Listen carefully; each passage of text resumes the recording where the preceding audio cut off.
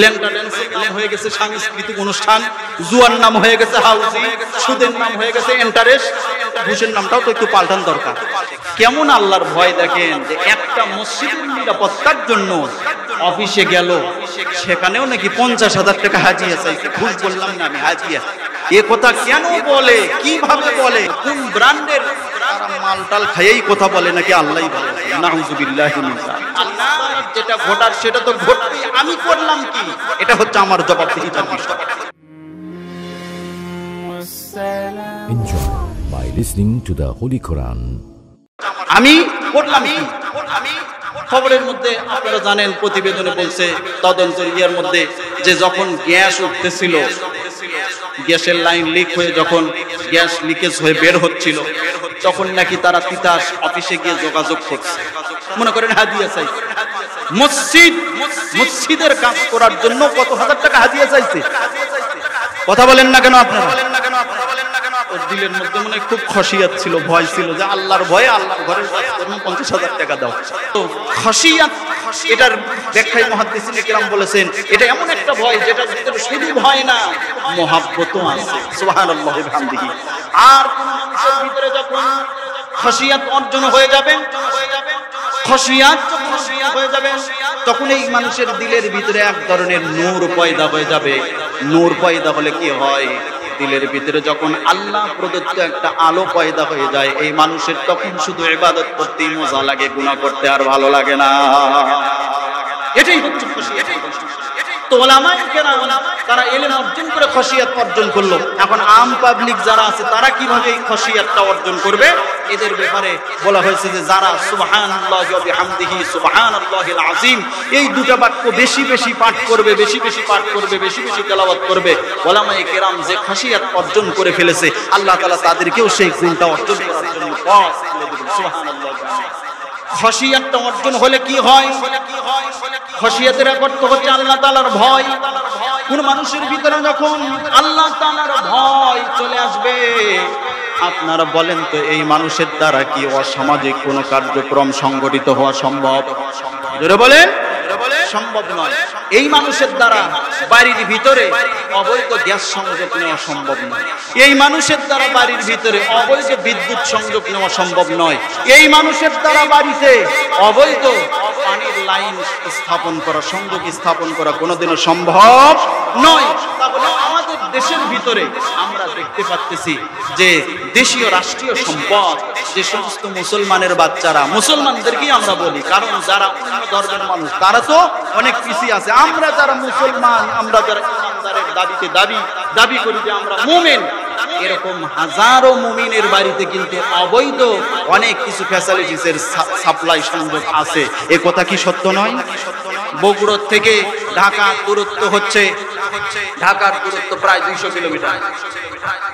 সাধারণ এই যে নারায়ণগঞ্জে যে গত জুমায় রাত্রিতে মসজিদের ভিতরে বিস্ফোরণের একটা ঘটনা ঘটল, এখান থেকে তদন্ত করতে আমাদের বাংলাদেশে তদন্ত হয় কখন জানেন? যখন ক্ষতি হয়ে শেষ হয়ে যায় তখন তদন্ত। কথা ঠিক কিনা? আগে তদন্ত করার কোনো মাথা ব্যথা বাংলাদেশে থাকে না। রানা প্লাজা ধ্বংসের আগে কোনো তদন্ত ছিল না, চলতেছে। হ্যাঁ, সবকিছু ঠিকঠাক মতো চলতেছে। হাজার হাজার মানুষ যখন হতাহতের ঘটনা ঘটে গেল, তখন সয়েল টেস্ট শুরু করছে। ইঞ্জিনিয়ার নাকি ইঞ্জিনিয়ার কি বলে মুখে আসে না আমার, তারা এসে পরীক্ষা শুরু করছে। এরপরে পৌরসভার থেকে তখন সবকিছু দেখে যে পুরোটাই তখন অবৈধ। আরে এখন বৈধ আর অবৈধ কি? যা হওয়ার সেটা তো হয়েই গেছে, সেটা কি আর ফিরিয়ে আসবে? কথা বলেন, সেটা ফিরে আসবে? তো তদন্ত কখন হওয়া দরকার? আগে না পরে? ওই যে এক জঙ্গল থেকে একটা ভেড়া দৌড়াচ্ছে, এই এক্সাম্পলটা আমি অনেক জায়গায় আগে দিয়েছি, আপনাদের হয়তো মনে আছে। ভেড়া দৌড়াচ্ছে ফুল স্পিডে দৌড়াচ্ছে, রাস্তার মধ্যে শিয়ালের সঙ্গে দেখা। রাস্তার মধ্যে শিয়াল সঙ্গে দেখা হওয়ার পরে বলতেছে যে মামা দৌড়াও কেন, ভাগিনা দৌড়াও কেন? শিয়াল তো জাতীয় মামা। বলতেছে মামা আর বলেন না, বনের মধ্যে একটা বিল পাস করছে, তাদের কান আঘাতের চাইতে বেশি লম্বা, ওই অতিরিক্তটা কেটে ছোট করে দিচ্ছে। শিয়াল বলতেছে তুমি দৌড়াও কেন? তোমার কান তো আঘাত নাই, এক হাত নাই, 1 ইঞ্চি। ভেড়ার কান কত বড় হয় দেখেন না আপনারা? তুমি দৌড়াও কেন? মামা সমস্যা হলো কি জানেন? ওরা আসে আগে কাটে পরে মাপে। নিয়ম তো ছিল আগে মাপ দেওয়া পরে কাটা, কিন্তু ওরা কি করে আগে কাটে পরে মাপে। এটা করতে গিয়ে আমার যতটুকুন আছে ওটাও যদি কাটে ফেলে দেয় তাহলে তো আমার আর কিছু থাকলো না। নিয়ম কি ছিল?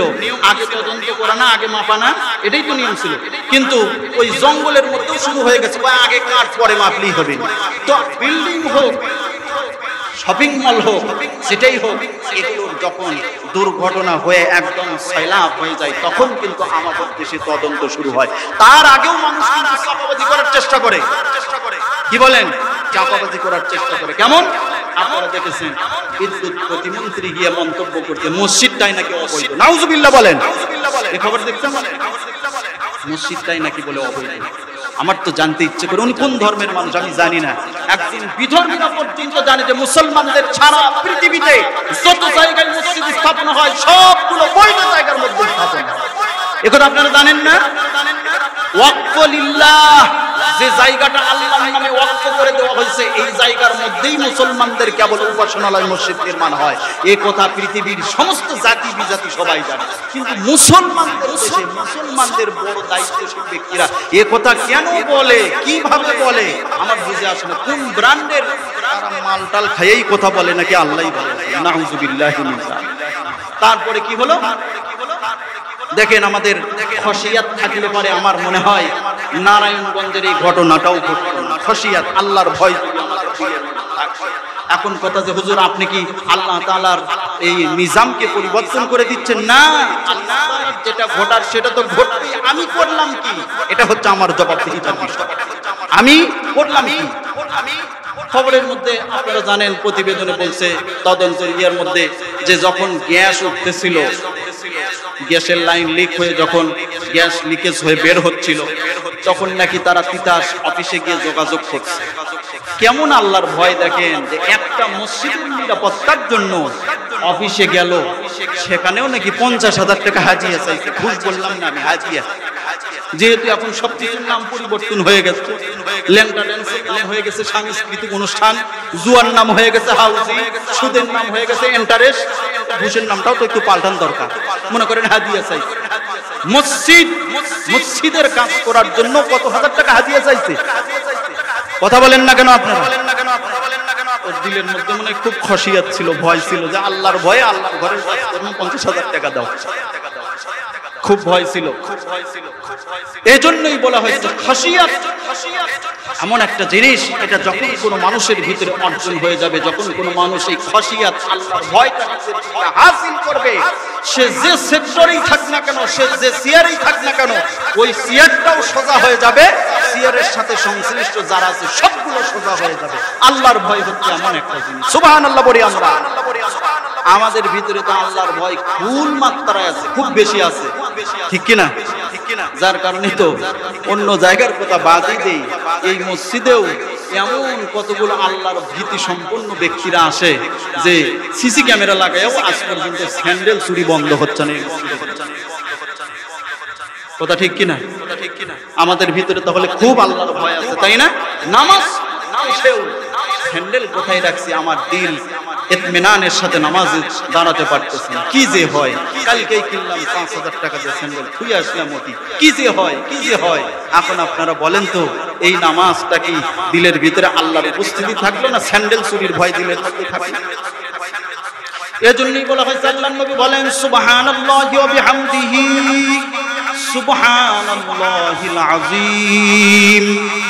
এই অর্থগুলো যখন মানুষ, এই বাক্যগুলোর অর্থগুলো যখন মানুষ বুঝে বুঝে পড়বে যে আমি সেই সত্তার প্রশংসা করতেছি যে সত্তা সমস্ত দোষ ত্রুটি থেকে মুক্ত, আমি সেই সত্তার প্রশংসা করতেছি যিনি হচ্ছেন মহাপরাক্রমশালী।